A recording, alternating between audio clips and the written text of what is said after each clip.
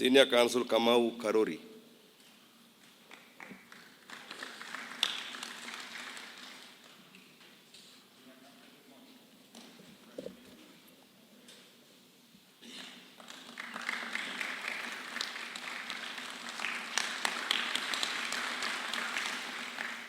Senior Counsel Mutua Eric Chalo.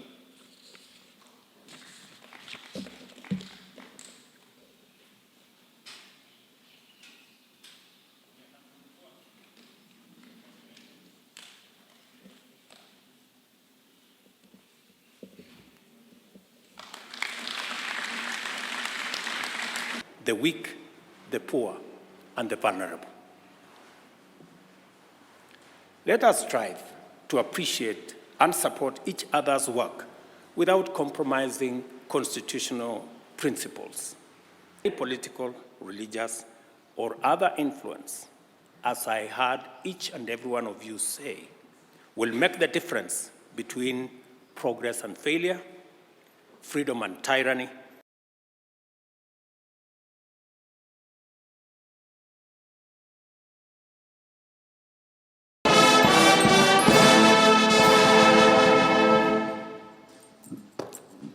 Your Excellency, sir, with your permission, we'll...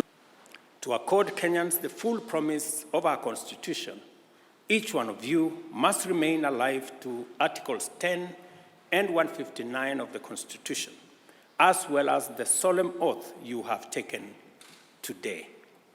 Your devotion to these mandates and undertakings and your commitment to diligently serve the people of Kenya and to do justice to them without fear, favor, bias, affection, ill will, prejudice, or any political, religious, or other influence, as I heard each and every one of you say, will make the difference between progress and failure, freedom and tyranny, and prosperity and destitution for the people of our beloved nation. Judges, ladies and gentlemen, and my good friends, advocates, I wish you success as you embark on serving the people of Kenya. May their yearnings for freedom and justice inspire you to give your best every day. While the constitutional separation of powers delineates functional boundaries between arms of government, it is crucial to understand that ultimately, we all are servants of the people entrusted with public responsibility for their benefit. At this juncture in our nation's institutional evolution, it is clear where the boundaries of our respective mandates lie. It is time to utilize our capacities and resources to establish collaborative frameworks on issues where we can align and advance the national interest without sacrificing our constitutional autonomy. I believe, and I know from humble precedents, that it is possible for us to engage in progressive conversation and find consensus on ways and means of enabling one another to serve the people better. As the executive, we have a strong interest in an effective and efficient judiciary because our nation's economy and security and the people's rights and freedom depend on it. For this reason, we shall not hesitate to make our contribution to the enhancement of the judiciary's capacity to deliver justice in every part of Kenya, especially through support for infrastructure, and other development requirements of our judiciary. To support these efforts, we have increased our budgetary allocation to sectors combating corruption and promoting justice and accountability since 2022-2023 financial year, from Kenya shillings 87 billion to Kenya shillings 108 billion in the current financial year.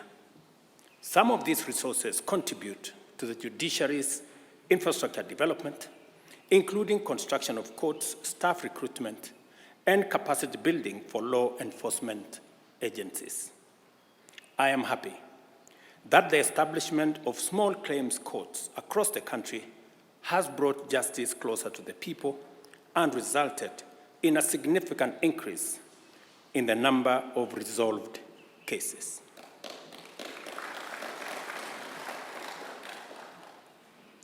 I commend the Chief Justice for this initiative. When he said it's going to be bottom-up justice, I think it has truly become. Our bottom-up economic transformation agenda acknowledges the critical role of governance institutions, and in particular, the place of a strong and effective judiciary in Kenya's progress and inclusive prosperity. An independent judiciary, an effective executive, a progressive legislature, an open civil society, and a vigilant media are not mutually exclusive. Instead, they share a mandate to serve the people and should facilitate each other's efforts. This synergy extends to accountability and transparency, as exemplified by the operationalization of the Public Benefits Organization Act of 2013, which was operationalized last week. By unifying regulations and promoting participatory governance, we aim to increase accountability and transparency across all arms of government. Ultimately, we will be judged not by how well we serve the strong and influential, but how well we support and protect the weak, the poor, and the vulnerable. Let us strive to appreciate and support each other's work without compromising constitutional principles.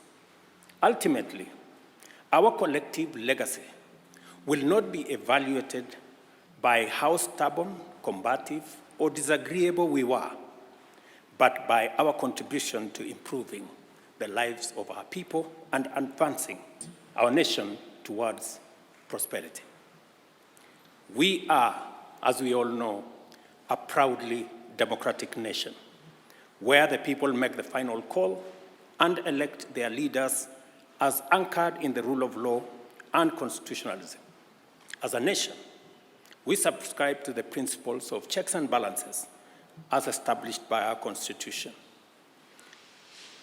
I encourage you to commit yourselves to serving the people with integrity and professionalism, and to reject corruption in all its manifestations. Without integrity, the credibility of our judiciary, or indeed any other institution, as well as public institutions, is severely questioned. Corruption, even the slightest hint of it, irreversibly compromises the authority and effectiveness of our courts and all our institutions.